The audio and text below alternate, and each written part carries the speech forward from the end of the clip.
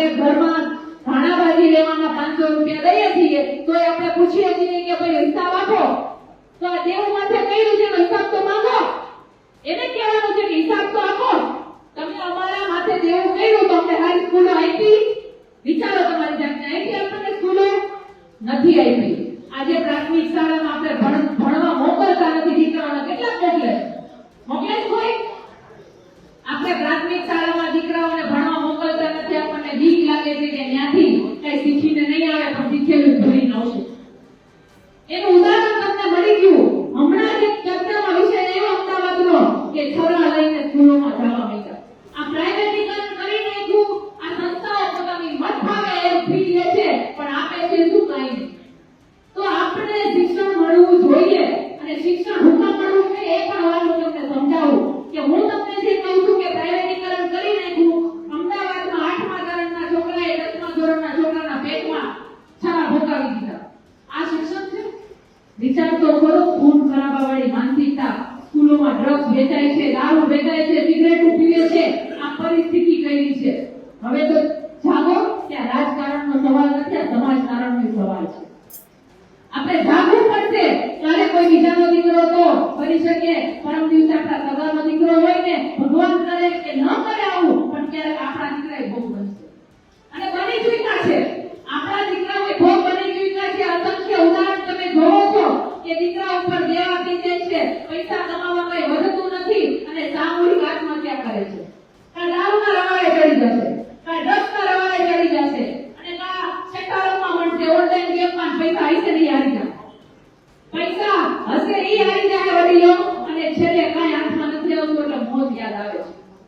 એટલે આ ભાજપ સરકારે બધું મોંઘું કર્યું. બધું મોંઘું કર્યું. પાણી મોંઘું કર્યું, અન્ન મોંઘું કર્યું, હવા મોંઘી કરી, બધું મોંઘું કર્યું. ખેતરો આપણી પાસેથી બધી વસ્તુ મોંઘી કરી પણ મોત સસ્તું કરી નાખ્યું. મોત સસ્તું કરી નાખ્યું. આ વાત સમજવાની છે આપણે.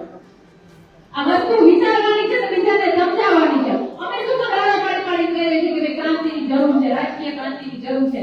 આ રાજકારણ છે ને ઘણી બધી વાર હોશિયાર હશે ને તો મારવાનું કે હમણાં તો બધા હરખો અમે તો સમાજકારણ કરીએ આવું કે છે. મારે એ લોકો માટે તમારા માધ્યમથી સંદેશ આપવો છે કે જો રાજકારણ સરખું નહીં કરો ને તો કોઈ સમાજનું કારણ નહીં કરી શકો ને કોઈ સમાજને નહીં સુધારી શકો.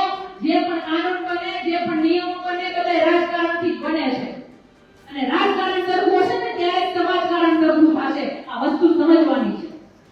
હું તમને વાત કરતી હતી શાળાઓની તો ઘણી બધી વાર ઉદાહરણ આપું છું કે આજે આપણે હુકમ ભણવા નથી દેતા કારણ કે આપણે ભણીએ, આપણે ગણીએ તો આપણો ખેડૂત હોશિયાર થઈ જાય, આપણા છોકરા હોશિયાર થઈ જાય. સમજો વાત. આપણે હોશિયાર થઈ જાય એટલે આપણી પ્રાથમિક શાળાને પાયમાલ કરી દીધી અને પ્રાઇવેટમાં જવા દીધો અને હુકમ ભણવા નથી તો એનું તમને ઉદાહરણ આપી દઉં કે આજે આમાંથી તમે બધા હોશિયાર હોય, તમને ગણતરી આવડી જાય, તમને હિસાબ આવડી જાય તો યાદ ખબર છે કે ગ્રાન્ટો આવે તો ગ્રાન્ટોના કેટલા ક્યાં આપણે વાપરવી, ક્યાં નહીં વાપરવી. તાલુકા પંચાયતના સભ્ય છે આપના તો એને ખબર છે કે ગ્રાન્ટનો હિસાબ જો 10 જણા પૂછવા મળે ને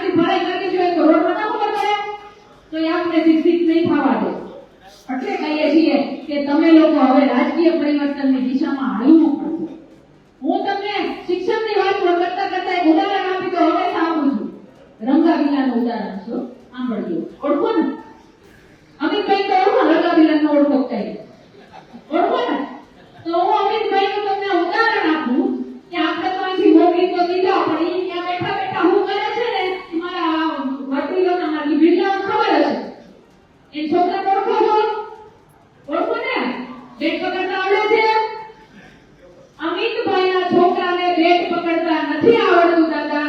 અને તમે એને આ ભાજપ એને જે ક્રિકેટના ચેરપર્સન બનાવી દે છે અને અમારા છોકરાઓને તમે બોલપેને પકડવા નથી દેતા. આવા ભાજપને તો પાડી દેવાની જરૂર છે, પાડી દેવાની જરૂર છે. આ સમજવાની વસ્તુ છે. આવા અસંખ્ય ઉદાહરણો તમને આપી શકું. અને જ્યારે અમે કહીએ છીએ, હું તમને હોસ્પિટલની વાત કહી દઉં કે આજે આપણે સૌને ખબર છે કે પ્રાઇવેટમાં દવાખાને જાય તો કેટલા પૈસા જોઈએ? પૈસા જોઈએ ને. અને આપણે કોઈની ત્યાં જાય તો બીજા જાતા હોય, પરિવારનું સભ્ય બીમાર હોય, એની દવા દારૂમાં આપણે ચિંતા કરતા હોય, જીવની આપણે ચિંતા કરતા હોય. સરકારીમાં જઈએ છીએ, બહુ મજબૂરી હોય, ખીચામાં પૈસા ન હોય ને તો કરજો કરીને આપણે પ્રાઇવેટમાં જવા મજબૂર થઈ ગયા છે. સાચી વાત છે ને? તો હું એમ કહું છું કે કરોડો રૂપિયા આપણે આપીએ છીએ, લાખો રૂપિયા આપણી પાસેથી લે છે, તો આ લોકો સારી હોસ્પિટલ ન આપી શકે આપણને? આપી શકે ને? તમે વિચારજો કે આપણા પૈસા આપણને મળતા નથી ને, અમે એની લડાઈ લડીએ છીએ કે અમને અમારા પૈસા આપો, અમને અમારા પૈસા આપો, અમે જે તમને પૈસા આપી છે એની સગવડતા આપો. આજે સરકારી હોસ્પિટલમાં જાઓ તો ડાબા પગની જગ્યાએ જમણા પગના ઓપરેશન થઈ જાય છે. અને છાપા વાંચીએ તો ખૂન આવ્યું હોય છાપામાં કે 30 જણના મોતિયાના ઓપરેશન થયા, બધા ગાડા થઈ ગયા. આવે છે ને? આ વાસ્તવિકતા તમને કહું છું. તો તકલીફ એ જ છે કે કેમ આ દેશમાં, આપણા ગુજરાતમાં આવી સસ્તી જિંદગી થઈ ગઈ આપણી. રોડ ઉપર જાઓ છો આપણે કઈ થાકી ગયો. સામાન્ય ઉદાહરણ આપી દઉં કે આપણે કઈ થાકી ગયો કે ગટરનું ઢાંકણ 2 ફૂટ ઉપર છે, ગટરનું ઢાંકણ ઉપર છે, સરખું કરો, આડા સરખા કરો, નથી કરતા. અને જ્યારે એમાં આપણા કોઈનો જીવ જાય છે ને, જૂનાગઢમાં મને ઉદાહરણ મારી સામે બનેલું છે એટલે કહું છું. જાંગેડા રોડ ઉપર આટલું 5 ઇંચ ગટરનું ઢાંકણ હતું અને એક નોજવાન દીકરો ત્યાં પોતે બાઇક લઈને નીકળે છે ને, પડીને માથું ફૂટી એમ્બ્યુલન્સમાં મૃત્યુ પામે છે. એની ઘરને વેદનાને પૂછજો કે તમે 30 વર્ષ ભાજપને મત આપ્યો ને, હવે 30 વર્ષની કેવી રીતે કાઢશે, આવનારા 30 વર્ષ કેમ કાઢશે ને, એ તમે જરા પૂછી લેજો. એટલે હું તમને એ કહું છું કે હું ચોખ્ખો કહું છું, ગોળ વાત જ નહીં, ભાજપ અને કોંગ્રેસને પાડી જ દેવાના છે. આ બધાને ભેગા થઈને પાડવા કર્યા. 30 વર્ષ સુધી આ ભાજપે શું કર્યું? આપણને લૂંટવાનું કામ કર્યું. બધી જગ્યાએ લૂંટા, શિક્ષણમાં લૂંટા, સ્વાસ્થ્યમાં લૂંટા. આ નાના દીકરાઓના હરણી કરે છે. વિચાર તો કરો. આપણા દીકરાઓ વિદ્યાર્થીઓને ડૂબાડ્યા. હું તો એમ કહું ડૂબાડ્યા જ છે. હરણીકાંડમાં ડૂબાડ્યા. તમારા નેતાઓ આવે છે તો તમે તો ગાડીઓ ચેક કરો છો, તમારા નેતાઓ આવે છે તો તમે રોડ ચેક કરો છો, રોડ હરખા કરાવો છો. તો અમારા દીકરા કઈ વધારાના છે? આપણો જીવ કઈ વધારાનો છે? એના નેતાઓ માટે હમણાં દિલ્હીમાં ઝાપટ પડી, એક દિલ્હીમાં ઝાપટ પડી તો કેવી સિક્યોરિટી આપી દીધી ને. તો તમને ઝાપટથી બીક લાગે છે? અહીંયા તો અમારા જીવ જાય છે, અહીંયા તો અમારા જીવ જાય છે. તો કહેવાનો મતલબ કે આપણે દરેક જગ્યાએ લૂંટા છે. અગ્નિકાંડમાં છોકરાઓના હોમી દીધા. વિચાર તો કરો. આ બધો હિસાબ તમે માંગો ને તો તમને ખુદને એમ થશે, તમારા મનને એમ થશે કે નહીં, આ વખતે તો પાડી દેવા છે. અને આ મારા બેટા કરશે શું? તમને કહી દઉં, આ ભાજપીઓ કરશે શું? અને એનો સાથ આપશે કોણ? કોંગ્રેસ. અને મેં એક મસ્ત સૂત્ર બનાવ્યું, મેં લૂંટેલું ભાજપ અને સૂતેલું કોંગ્રેસ. આ બે મિલી ભગતથી છે લૂંટેલું.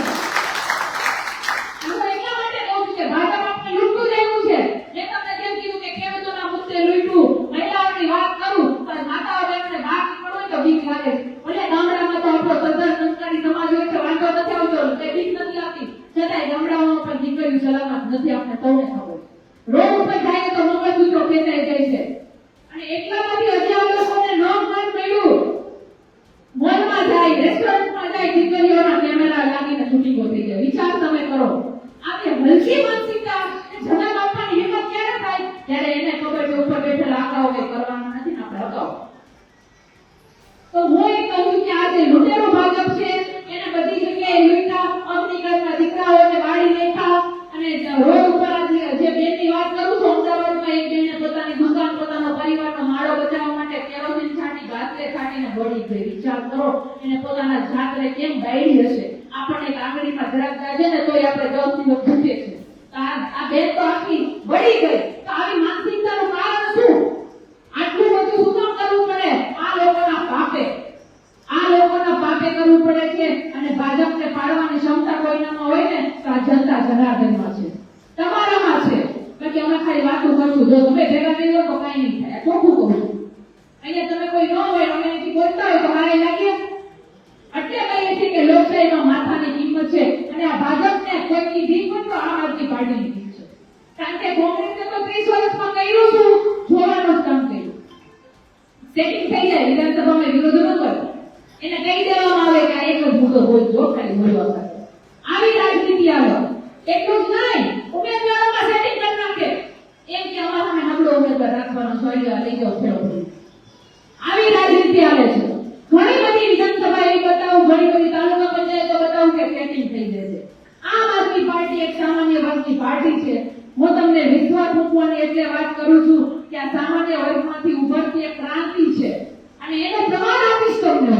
ખાલી વાત કરી નહીં જાય, હું પ્રમાણ આપીશ કે વડીલો, મારા વિલાઓ, તમે વિચારજો કે ભાજપને ભીખ કોનાથી છે?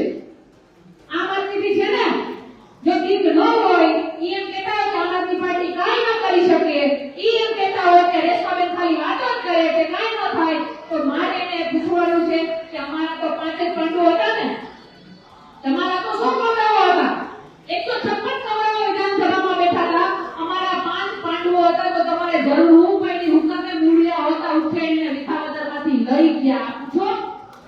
એ બીજ નથી તો અને એનાથી પેટ ન ભરાણું. આપણે ફરી પાછા 5 પાંડવો પહેલા હું તો બહુ બોલતી મીડિયામાં, આ મીડિયા મિત્રો છે ખબર છે, હું એમ કહેતી કે મારા 5 પાંડવો 100 કમરો 156 કમરો ઉપર ભારે છે. પણ અત્યારે તો 5 પાંડવો બોલી શકે એવી પરિસ્થિતિ નથી. આ લોકોએ રખણાઈ એવી કીધી કે હવે તો સારા ધારાસભ્ય થયા. કેટલા? સારા. સમજાણો કે નહીં? પાછા એક ધારાસભ્ય બોટાદમાંથી ગયા, પણ એમ કરીને કે હવે પાર્ટીમાં નથી, ધારાસભ્ય તો છું એટલે મારે હારા અડધા કરવાના ને, રાજીનામું તો આપ્યું નથી ધારાસભ્ય પદે. એટલે આ ભાજપની કામ જ જુઓ, આ ભાજપની કહેવાય ને કે જે આખી પદ્ધતિ જુઓ કે હવે આપણે આમ આદમી પાર્ટી પાસે સારા ધારાસભ્ય છે તો એને ભીખ લાગે. બહાર તમે જરાક જોજો કે પોલીસ મિત્રો બેસાડી દીધા.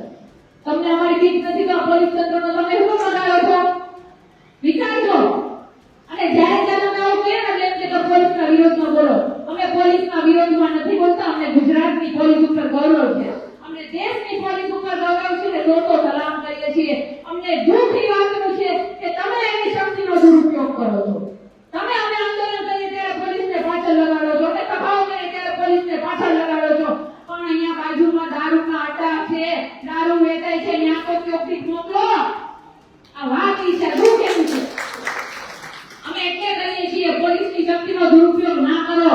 આ તમારા નેતાઓએ આપણા દરેક સંવિધાનને, પોલીસ તંત્ર હોય કે દરેક સંવિધાનિક સંસ્થાઓને છે ને હેરાન પરેશાન કરી દીધી છે. એટલે હું કહું છું કે હવે આ સમય આવી ગયો છે કે આને હવે ઘર ભેગા કરવા જ પડશે. એને આમ આદમી પાર્ટીથી ભીખ છે, એના મેં પ્રમાણ આપી દીધા કે જો એને ભીખ ન હોય ને તો આપણે ધારાસભ્ય તોડીને લઈ જવાની જરૂર નથી. 156 માંથી કદાચ 25 જણા વહી જાય તો સરકાર એની જ રહે, કોઈ સરકાર એની જ રહે. પણ ના, આના તો એમ છે કે અમારી સામે કોઈ બોલવું ન જોઈએ, કોંગ્રેસ સારું છે, આમ આદમી પાર્ટી હારી નથી, અહીંયા તમારા ભૂક્કા કાઢી નાખશે, ભૂક્કા કાઢી નાખશે, એને ભીખ છે, વિરોધની એને ભીખ છે. એટલે કહીએ